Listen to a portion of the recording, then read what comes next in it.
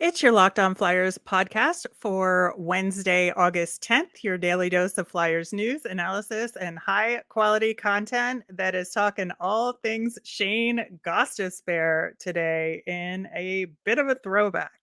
Let's revisit it. Your Locked On Flyers, your daily podcast on the Philadelphia Flyers. Part of the Locked On Podcast Network, your team every day.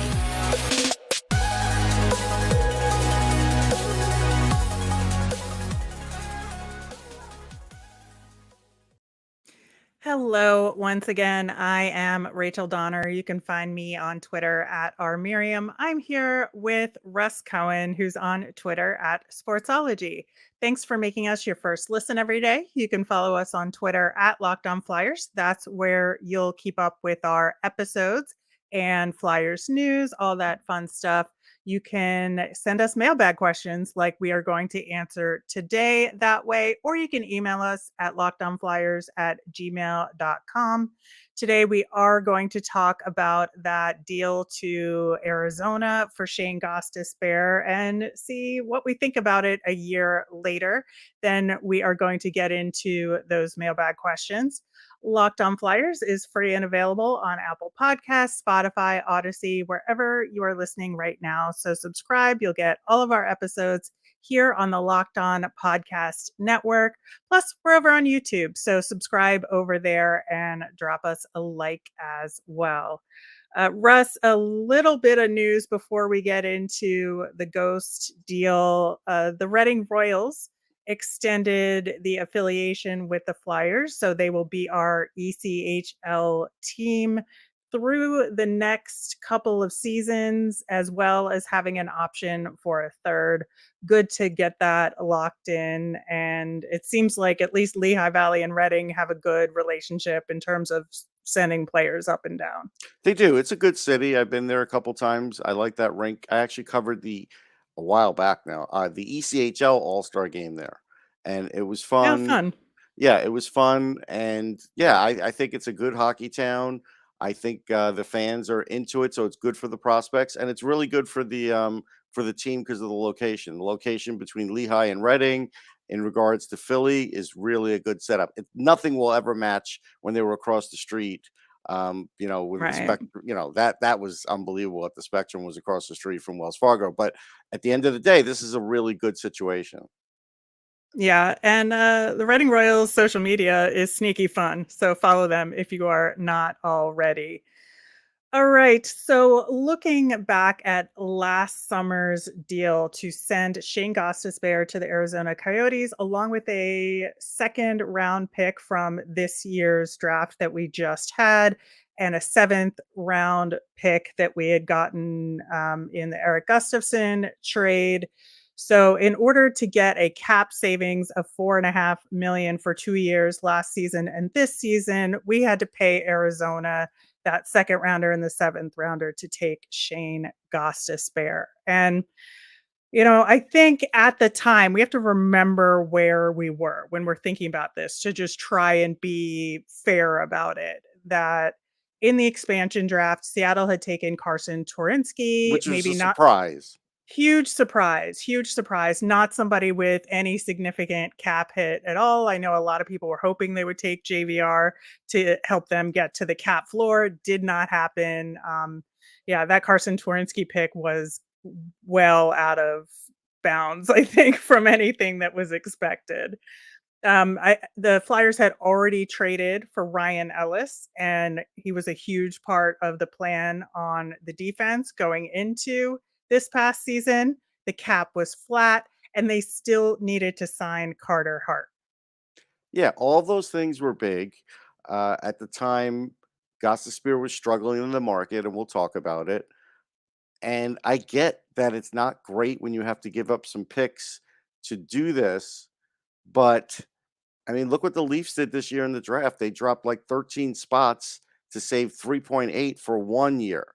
They had to save 4.5 for 2 years. Now, I get it. He's still a useful player, but he wasn't as useful as he had been in previous years here. So I think when you look at all of it, I still don't think it was that bad in retrospect. No, and I think that he had been struggling, partially, I think, due to his own performance, but partially, I think he just had a tough time with Alain Vigneault, to be honest. And I think that it just was a bad combination. Of course, we didn't know at the time they were going to fire AV, but Right, that's a uh, factor. but I do think that if you're looking at the price you have to pay to get that cap space back versus what you think his productivity was going to be, the signs were not pointing in a good direction. That No, added to the fact that we knew we had to get a top pairing defenseman that would work well with Ivan Provorov. I think they really thought they were gonna get somebody good, and they could afford to let Ghost go, even if Ghost was gonna take a step forward this past year. right. So some stats that I got from Instat um, on Gostisbehere's season last year, and from other places, some hockey reference too. Um, One obvious one was he took 151 shots, which is more than he took previous years with the Flyers, and he played more games. But that went back to like 17, 18 kind of year where he would take like 221. Like that's what he was taking for the Flyers when he was scoring 15, 17, 20. I think it was what, 17 goals, something like that. So Mhm. that's one thing. 43% were on the net. So, you know, not a great percentage when you're a top defenseman and you've got to get that shot on goal to get points for your teammates. That was down for him. Puck battles won 52%. All right, 78 giveaways. That was the second most in his career. I mean, ton of giveaways. So clearly, there wasn't much stress put on him like it was in Philly to make sure you protect the puck security. Remember that was talked about for Yep. two of his coaches. So that he had 115 blocks. That went back to like 2018 numbers. 60 hits was high for him. That was good, and his hits were up and his hits against were up. So he was getting hit more too because he's not quite as fast as he once was. So now he's a little bit more of a target. When you look at these numbers, and then I know you have some too, when I look at just these numbers, I see that he's already a different defenseman. Like this is a different guy than the guy they had those first 3 years where he was dynamite. Yeah, I think it is interesting because if you just look at his raw stats, right? 14 goals, 37 assists, 51 points. It's the second highest point total in his career. And it's easy to say, "Oh, man, he had a really quality bounce back season." And yes, he did to some degree, but you have to look at what's underlying those numbers. And, you brought up several really good points just now about, that there's a little bit more to the picture than just those point totals because he did get a little bit more ice time at even strength than he did with the Flyers, about a minute 30 more per game on average. Which is a But lot. yeah, which is a lot. And so that leads to some additional scoring just naturally, especially on the assist side, right? Mhm. So I think that there's that. He did start off really, really strong with Arizona, but he was getting much easier ice time at first, and you see his scoring petered out, and he got a hell of a lot less consistent once Jacob Chikrin was hurt on Arizona, and Shane Gostisbehere had to take those harder matchups. That those numbers went down a little bit, and then if you look at everything on average at the end of the season, his scoring on the power play was weaker than previous seasons with the Flyers, despite similar ice time per 60 on that, but 5 on 5 was improved a lot.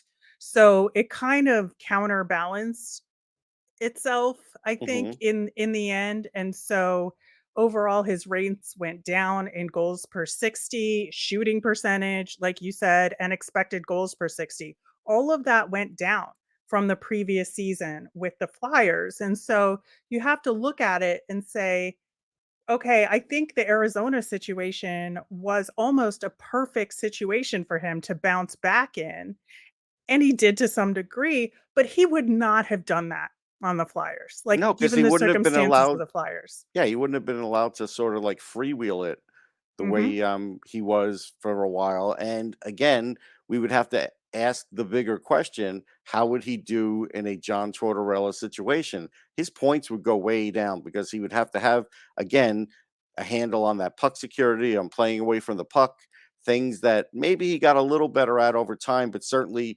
didn't have to even worry about in Arizona.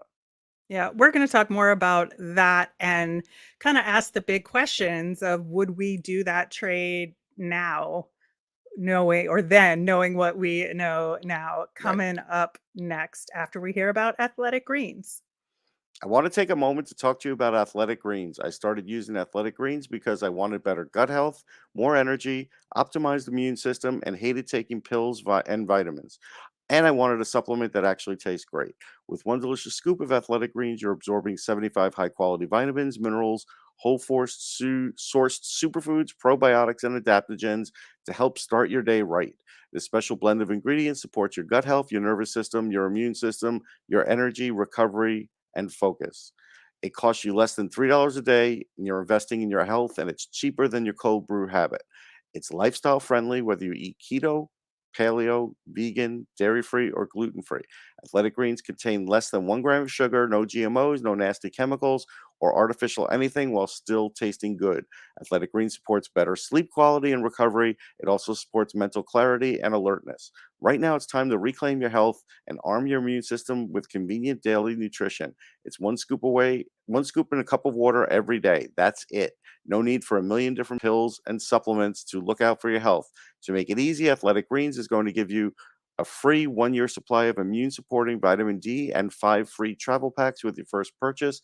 All you have to do is visit athleticgreens.com/NHL network. Again, that's athleticgreens.com/NHL network to take ownership over your health and pick up the ultimate daily nutritional insurance. So, Russ, now that we've kind of looked at how this past year went for Shane Gostisbehere, I think it is valid to go back and say, like, would you do it again, given everything that we know now? Well, it's interesting. So if I, didn't have that extra 4.5 million, there's no Tony D'Angelo for sure. Uh, Probably one less move last year too, as a result. At least that. Yeah, I think I would still make the same move. I would still do it if I were the Flyers because it's not the points that mattered. It's the fact that he was struggling to contribute, and I don't know if that would get better under John Tortorella. And it was also the fact that they did need to save some money. If you want to say if it's Gostisbehere or Risto right now, I'm going to take Risto over Gostisbehere simply because Hot take there. I know it's a hot take. I mean, it's a tough take, but I have to do it in the sense that I already knew what Shea Gostisbehere couldn't do in this market. I'm not quite sure what Risto can't do in this market yet. Yeah, he was a little loose with the puck at times, but he played some pretty good hockey at times too. So with Torts there, I think there could be uh, some nice upside with Risto. And so if that's the case, then I would rather have him than Shane Gostisbehere. So, you know, you have to do it. You had to do it because of the cap savings and because of the way he struggled in the market. It's easy to go back and look and say, "Oh, look, he had 53 points. Boy, that was dumb." Yeah, I think, it's interesting you bring up Ristolainen because for me, it's really difficult because when you think about the deal, are you making that cap space for the Ryan Ellis deal you just made in order to pay him? Or did you make that cap space for the Ristolainen deal, which happened right after the Gostisbehere deal, right? And Hmm. so I think mentally more people would say the latter, right? That you made that cap space for a second pairing defenseman because you think of Gostisbehere as more of a second pairing defenseman. You're looking for somebody to go with Sanheim.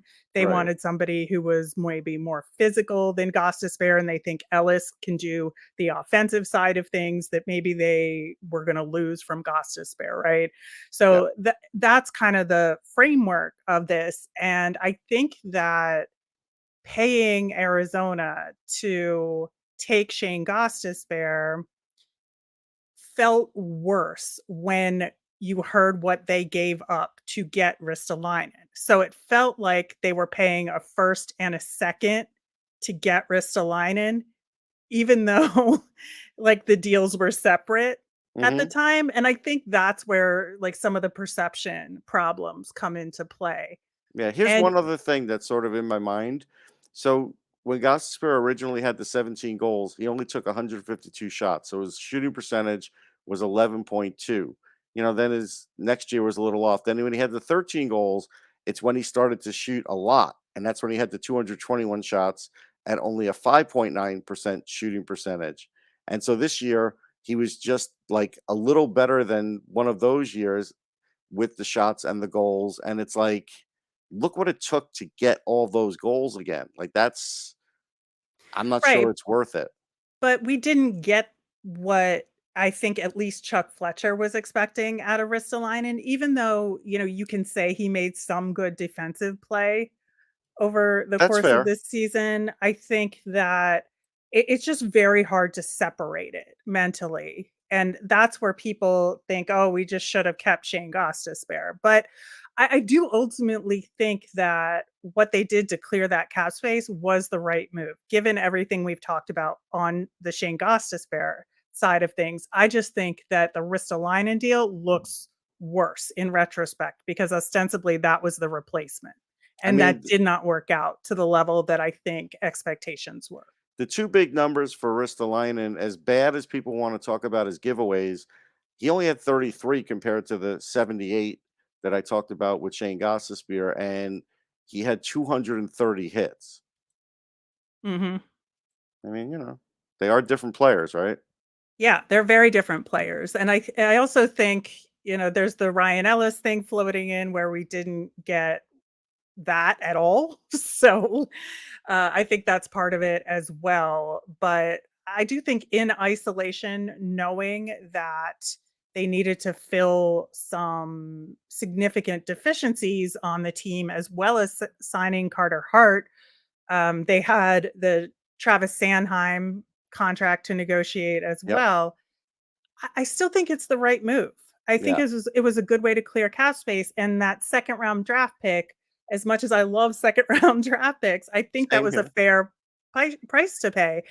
I think where the problem is the effect it had moving forward, and I think the combination of the difficulty with the flattish cap and what it takes to clear cap space in that environment in this league, the prices went up this past summer to clear cap space. They Right. absolutely did. And I think by being willing to pay a second the year before, Chuck Fletcher might have priced himself out of some options this year. Now, the one thing I'll throw into the whole mix is if Matt Niskanen didn't retire, none of this would have happened. No, I don't know. I'm just, I just, I just threw that in. I don't think we need to go there, but I that's don't a know. GM's job. Matt Niskanen, and Ryan Ellis, they're going to be mentioned for a couple of different reasons for like a decade. They're going to be mentioned because they're two big cogs as to why the Flyers were so good and why they're starting to go the other way. Yeah, I mean, do you think though that they would change the decision on Gostisbehere knowing the flat cap situation versus, we know for next year the cap is going to go up a little bit more. Do you think that affected those deals for JVR or potentially Konechny? I'm not sure. I'm not trying to cop Yeah, out. I'm just not sure. it's tough. It's tough to make that call, but we did see that some GMs were able to clear cap space pretty Yes. successfully, and Chuck Fletcher was not. And I think because of that Ristolainen deal, giving up that first, Yeah, that's the man, one that everybody wants to point to, and I I get it. think that was the reason why he couldn't give up a first, Right. because that would be 2 first round picks in 2 years losing just to clear cap space essentially. Right. And that would be a bad look. Mhm. Yeah. No, I get that. So in the other segment, you mentioned Gossip Bear and Tortorella, which is, an interesting point to bring up. I also wonder if he had stuck around once they fired AV, would Mike Yo have just let him run wild He like would he have, but used to? Sure, but then you would be getting these same numbers that we talked Mhm. about in Arizona, and then the new coach would walk in and be like, Yeah, you can't things play have like that. this is we're not playing like this anymore. So then again, you'd be playing with Shane Gostisbehere's head, where he figures he's finally back, like Mike Yo got his game back, and now this other guy is going to be more like Vigneault and is going to start picking at his game a little bit. So I don't think it would have been good for him. Yeah, I tend to agree with you there. I think that he just would not work well under a John Tortorella system. And if that's where we're ultimately ending up, then, I think we can both agree that making that Gostisbehere deal to Arizona ultimately is the right move. The problem is so much else around it went wrong that we weren't Right. able to truly get the benefit of that deal. That's true, and that it is really well put. Again, the other part of this is Shane Gostisbehere used to always say, "I'm not under any pressure in Philly. I could play in Philly. I love Philly," but he really wasn't true to himself on that. He really was under a lot of pressure, and that's why he was missing a lot of shots. Yeah. Well, I certainly miss him and his dogs. They are Oh yeah, he's a very, great guy. very, very cute. But yeah, there's some interesting questions around that trade for sure. We will be getting to your questions in our mailbag coming up next. But first, betonline.net is your number one source for all your betting needs and sports information. You can find league reviews and news on every league, including Major League Baseball, and all the info leading up to next year's NFL, NBA, and NHL seasons. They even cover combat sports, esports, and golf too. BetOnline is your continued source for all your sports wagering information, from live betting to scores and podcasts and more. BetOnline is the fastest and easiest way to check in on all your favorite sports and events. So head to the BetOnline website today or use your mobile device. You can learn more about all the trends and action. BetOnline, where the game starts. Russ, we've got some good questions today. We did mention Travis Sanheim in the last segment. We have a question on him. What do you think happens with Travis Sanheim this season in terms of a contract extension? Does it happen during the season or wait until next summer? And how much does it depend on how the team does overall if he sticks around? Well, I think it does matter a little bit on how the team does, but I think uh, it would be smart if Chuck Fletcher knew the parameters now and just kind of waited until the inevitable happens with Ryan Ellis and then goes to Sanheim and say, okay, this is what we want to do. Do you want to extend? And that might run into the regular season, but not far into it, maybe just the early weeks. And I think that may be the best way of telling, because then by then you would have seen him under Torts' system in preseason and have a better idea. It gives the team a little bit more leeway, but it also you're placating the player because you are talking about that extension and getting the parameters in line. Yeah, and I think doing that well ahead of the trade deadline shows that it's a good faith negotiation, Yes. that this isn't some gamesmanship. It's, No. something that they really want to keep him around and stuff like that. So, yeah, I do think that is the right approach here as well. I think it's too early to say what the amount might be like, because I think we kind of, to your point, have to look and see how he fits under Tortorella and Yeah, what because his I don't even know production. what the usage will be like, Yeah, and I don't think Chuck exactly. does either. Nope, and I don't know that Tortorella does yet either, so Right. I think that, there's a lot of question marks going into that decision. Next question, does Nick Deslauriers play all 4 years of that contract in Philadelphia? Yeah, I don't see why not. Um, it's not a heavy cap hit, and if the cap does go up, I could see him staying. The question will be like, is he going to still be a part of this like brutal fourth line that they're going to keep going for all these 4 years, or will things change a little and he's going to have to, score a little bit more? That'll be the thing, because he has scored some goals in his career, and I think he had 10 or something like that as his high. And I would rather get that play out of him than all the bare knuckles play. But of course, that's not what we're going to see this year. That is true. Yeah, I do think it'll depend on a couple of things. It'll depend on his quality of play, like you said, and if they can get some goals out of him, because I just don't see them having a guy like him sit there if they really need some goal scorers and his health and such. I think that that will play into it as well. A question on an old friend. Michael Raffl signed a 2-year deal recently to play in the Swiss league. Would he have been worth it to try and bring back?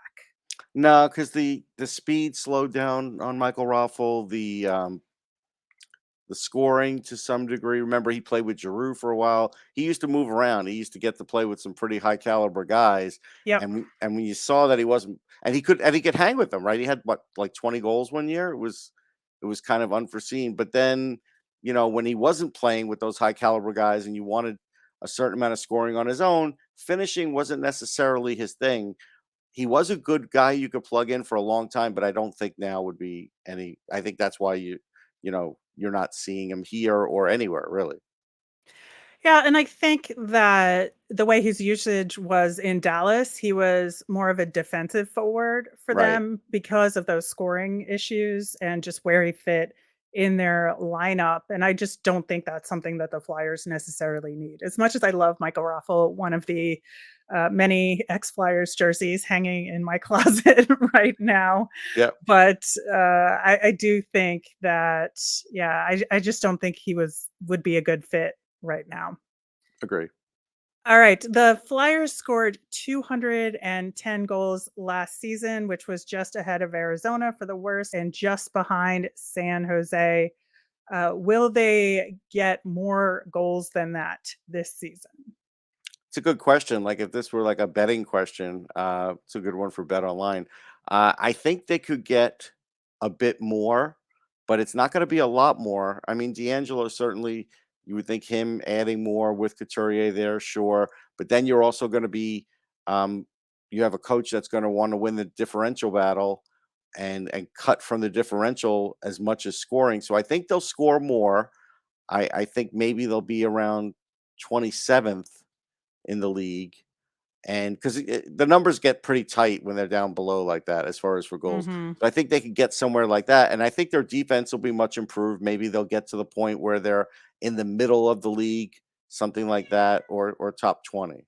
I think the goal differential is going to be the more interesting stat to look at in terms of will the Tort system really tighten them up defensively.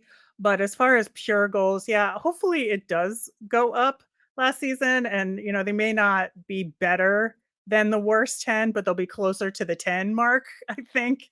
Right. They should be able to score a few more goals. They had some just horrible puck luck this past year, I think, as well. So hopefully they will score a little bit more. All right, we are going to wrap up with our Flyers fun thing. And something they do at development camp every time is have the prospects draw the Flyers logo. And it's always funny to me because the Flyers logo is actually sneakily very hard to draw from memory. There's some interesting like contours to it, and you Mm-hmm. forget how many wings there are in it Mm-hmm. and all of those things. And like how sort of the P is formed with the circle in the middle. It's very actually complicated from a design perspective, I think, just to draw freehand if you're not really trained in it. So always got to give these guys kudos for trying. And I do think in this one, Cutter Gautier does it the best. Yeah, it's hard to do for sure. And I have to agree. I think that's pretty damn good. It's better than I could do. Like I wouldn't even do it. I'd be like, I'm out. Like I really would. Like it's Yeah. but it is really funny. I mean, some of them are really. Zayd Wisdom's looks like a bird with just like one giant eye. Yeah. It's really funny. Yeah, it's something I used to do in my notebook in middle school, but Yeah. I would probably not show that to other people because it would be Yeah, embarrassing. Cutters got close. A few of them were pretty good though. I have to Hmm. admit. It is a details thing. Like even It's funny. A couple of them are just a little. Cam York's is just a little too like robust, like fat. If he'd have thinned it out a little, his would have been pretty good too. Yeah, yeah, I can see that. But yeah, that's a fun thing to do. It is. All right, that will do it for today's show. We will be back again on Friday. We are going to be talking to Jared from Locked On Hurricanes to get some intel on what the Carolina Hurricanes were up to this off season. As a reminder, we always want to hear from you. So send in your mailbag questions via Twitter at Locked On Flyers. You can email us at lockedonflyers@gmail or comment over on YouTube. I'm Rachel. I'm on Twitter at rmiriam. That's RMIRIAM. I'm Russ. I'm at Sportsology, SPORTSOLOGY. You made us your first listen today. Now make your second listen Locked On NHL. Locked On experts give you a daily 30-minute podcast on all things NHL all year long. Stay up to date on everything in the hockey world with Locked On NHL, your daily NHL podcast. Have a great day, everyone.